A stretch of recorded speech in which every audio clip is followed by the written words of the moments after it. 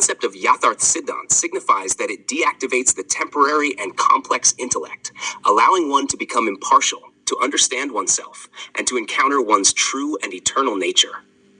It instills a desire to live in reality forever, if one has a pure curiosity.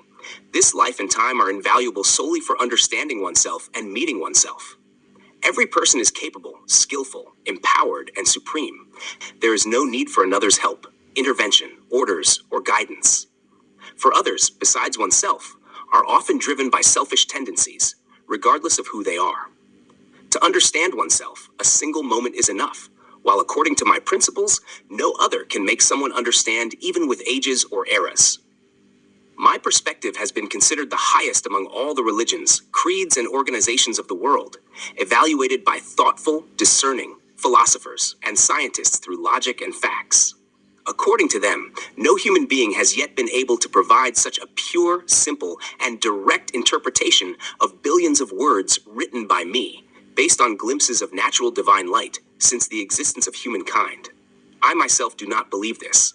According to my principles, since every person is born from the supreme system of nature with the same temporary elements and qualities, no one can be superior or inferior. Status may differ due to art, talent, and education, which are merely means of livelihood, but apart from this, all are equal. The temporary, vast material creation also is directly created by nature's supreme system. When nothing indirect, supernatural, invisible mysteries, hidden heaven, hell, immortal realms, soul, or God exists in it, it is clear that from the past until today, no such discovery has been made that can be clearly proven through logic and facts.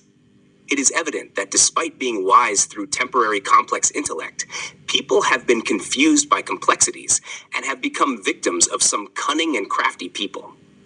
These people use their teachings to bind others with verbal proofs, keeping them away from logic and facts, and turning simple and pure individuals into blind followers. The disciples give everything directly to them, and in return, they are promised false liberation after death. Why is this promise not immediate and direct?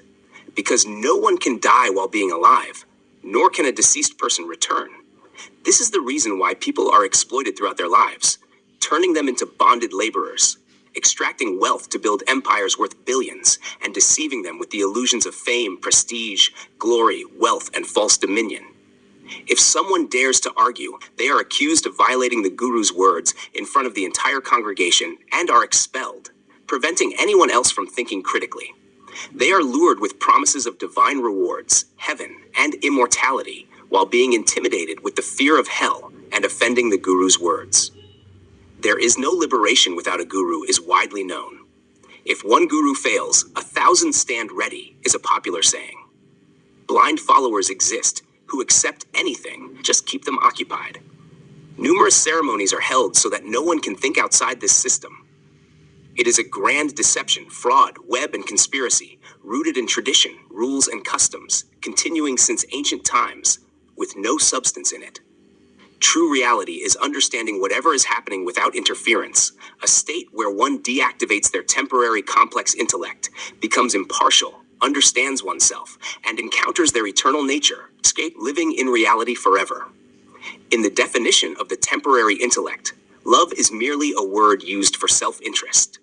Deeper love is often limited to physical relationships between a man and a woman, from which a child, a third being, is born, mentally higher than both. Similarly, true and pure love between a guru and a disciple cannot be comprehended by the intellect. If one's intellect is pure, it recognizes the hypocrisy and deceit in the name of love. We forget even our own face in our pure intellect, unable to recall what we did a moment ago. Then what kind of selfish love does the world talk about? For 35 years, I have not been able to come back to myself. Even if someone sits before me for 10 years, they cannot concentrate on my form for even a moment. Because I am detached from the physical body, devoid of temporary elements and qualities.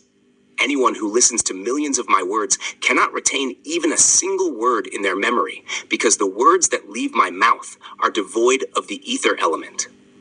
I live in the present every moment, unable to think for a single moment with a complex intellect from the past until now, let alone the rest. After understanding oneself, there is nothing left in the entire cosmos to understand. If you need any further assistance or anything